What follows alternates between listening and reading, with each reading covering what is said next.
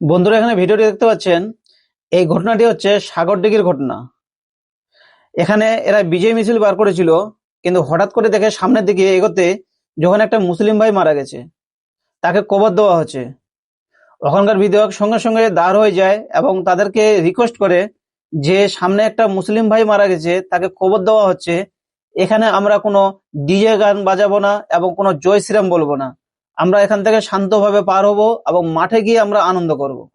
পাশে একটা মাঠ ছিল, ওখানে গিয়ে আমরা আনন্দ করব। এইভাবে বার্তা দিচ্ছে এবং সবাইকে কি বলছে বোঝাচ্ছে, এবং সবাই এই জিনিসটাকে সমর্থন দিচ্ছে।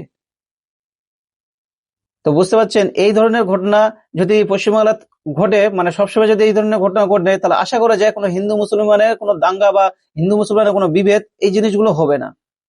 তো এই ধরনের বিজেপি জেতার পর এই ধরনের ঘটনা ঘটাচ্ছে বিধায়কগুলো, যারা শান্তিপূর্ণভাবে বজায় রাখতে চাচ্ছে যে কোনো হিন্দু মুসলিম কোনো যেন বিবাদ না লাগে। তো প্রত্যেকটা বিধায়ককে আমি মন থেকে স্যালুট জানাতে চাই যে এই ধরনের কাজ আপনারা করুন, কোনো হিন্দু মুসলমানকে কোনো বিবাদ লাগাতে দিবেন না এবং চেষ্টা করবেন যেন এই ধরনের ঘটনা যেন না ঘটে পশ্চিমবাংলায়। আপনারা ভালো করে কাজ করুন এবং এগিয়ে যান। তো বন্ধুরা, ভিডিওটি ভালো লাগলে অবশ্যই লাইক করে দিবেন। ধন্যবাদ।